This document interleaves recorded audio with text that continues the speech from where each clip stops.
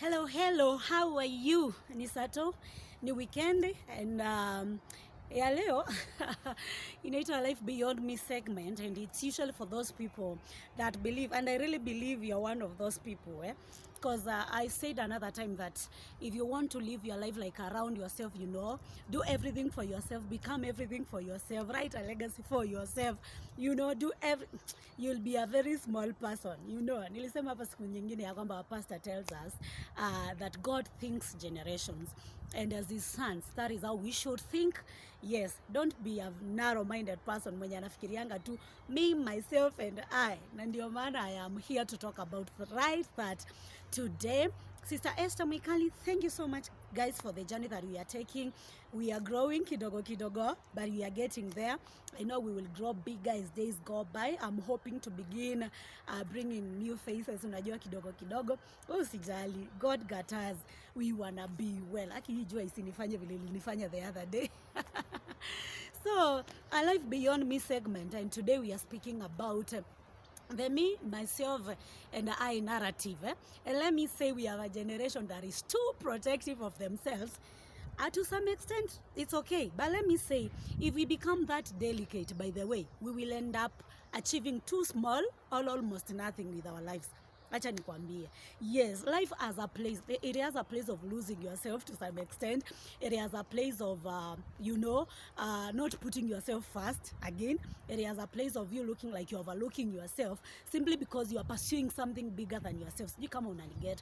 So, at the same time, tukisema it's good self-love, self-treat, all those things, I believe them, I buy them too, but I am very cautious so that I don't become full of myself and then I fail to achieve something for the bigger picture, something for the society, something for the generation, something impactful to the glory of God, of course. Sawa sawa. So I am here so that we can maybe get to talk about this narrative, me, myself, and I.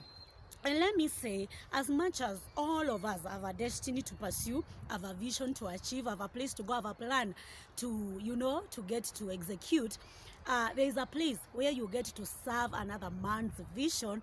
There is a place where you get to serve another man's dream. There is a place where you get to serve another man's plan, even in the process of making your own plan come into fruition. Are we together? Yes. Such that as you serve them, you are also serving, other people, because life is about, giving services to other people and serving humanity. But again, you are gaining knowledge.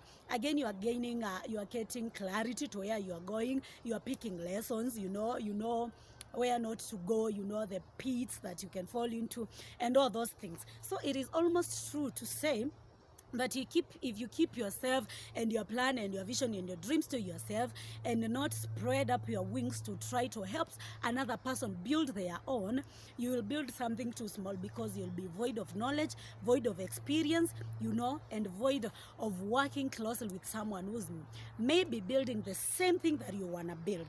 So we agree that there's a place of losing yourself, you and you. Myself, me and I, and getting to serve another man's, vision and all that. And sometimes we don't want to do that when that is the only option that is available, by the way. See it, you forget your vision. But tunasema, let me launch myself into this vision. And let me tell you, God has a way of making men out of other men and making men impact other men. And na Mungu ana shida na even if you grew bigger than them that you are helping, by the way. Yes, because at the end of the day, we are seeking to make impact, not for ourselves, but for the sake of those who receive the impact, and at the end of the day, the bigger picture to the glory of God. So let me give you a short story, timing and up and mbio sana. There's someone that I know, maybe all of us know him, a teacher of the world, anaitwa John Carson, and he really teaches so well, right? And I'm fond of listening to him. I love him so much, and his stories. I'm a story girl now. So I heard him mention something about, ukiona videos zake, he has Bible teachings kwa place yenye iko na miti mingi na inakaa msituni. Tuko pale, lakini kuna viti and all that. And he got to explain someday that he got to realize after a long time, na ni kama aliambiwa na mtu mwenye alijua. Actually, those who were in the picture, they were all dead and gone. He got to learn that actually there were women, several women, that would come to that particular place and pray to God that someday, your place itakuwa place yenye inafanywa fellowship. Imagine. And that is all maybe they did with their lives. I don't know, maybe they did other things, family and all that. But they prayed earnestly, like every time telling God, siku moja Mungu hapa, pakuwe na mtu anahubiri neno na kukuwe na watu wanakaa kusikia neno. And he was told by someone, and he was shocked to know that the thing that he is walking right into, ama the thing that he is doing, it is not entirely his thing. Yes, he is called, he is gifted, but some people somewhere labored for it. They desired it, they prayed to God for it, and maybe they died without seeing it. But it is happening right now, and it is impacting so many people. Hadi mimi hapa Kenya, Africa, I get to listen to John Carson. And maybe hakuna mtu mwingine anawatambua. Maybe their names are not captured in any book. They are not jotted anywhere. They are not, mentioned anywhere on social media and all that. But their impact is for real. And that got me thinking. And I was like, okay, so it is possible to do something of so much great impact and maybe go unnoticed. We are living in days whereby if it is real, if it is authentic, if it is helpful, najua najaribu kuepa ijua, it has to be loud and famous. But I'm here to say no. I'm here to say no, and I can quantify that. Those women, we don't know their names. We don't know where I don't want to follow on social media, by the way. Nobody knows them, and I'm not discouraging you from influence. If it comes, fine. But let it not be the thing that like pushes you, so that if kama uoni fame ikikam, you unaacha kitu yenye it's so real as a long lasting impact just because you are chasing a short time fame. Sijui kama tunaelewana sawa sawa. So I am saying it is possible to live fully and live a fully impactful life without fame. Yes, and without maybe hizo kelele nyingi. I know what you are saying. What I am saying, that is what I am trying to say. We kizungu. But tunaelewana, eh?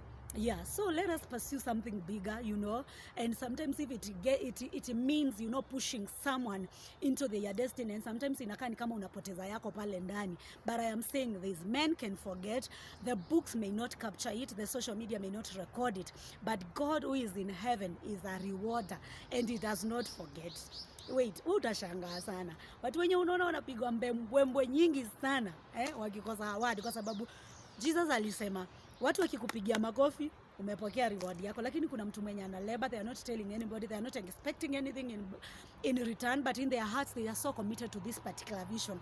At sometimes it is not their vision, maybe they are praying for the man of God and he gets to do wonderful things, but God in heaven is seeing the input, because the Bible says God is not unjust to forget your labor of love. So I'm so convinced that there is nothing that you do, not for yourself, something beyond you, that can go unrecognized. Men may not recognize it, the books and the social media platforms may not, but there's a God in heaven who does not forget. So can we step out, men, and atuache kitu ya, like, sometimes you don't want to support a cause, or a venture, and I'm not talking about myself, and just because you feel I have plans of doing the same thing. So if I get here, I lose myself. You don't. You grow, it becomes more clearer to you, and next time you get doing it, then you know how to do it better. A life beyond me. This is for you that wants to create an impact bigger than yourself. Do not put your eyes on me, myself, and I. That way you will end up so small. Like, spread out your wings and support someone somewhere who needs your support right now. It may be too small, but too needful for them. And then tomorrow you will thank me for that. Thank you so much.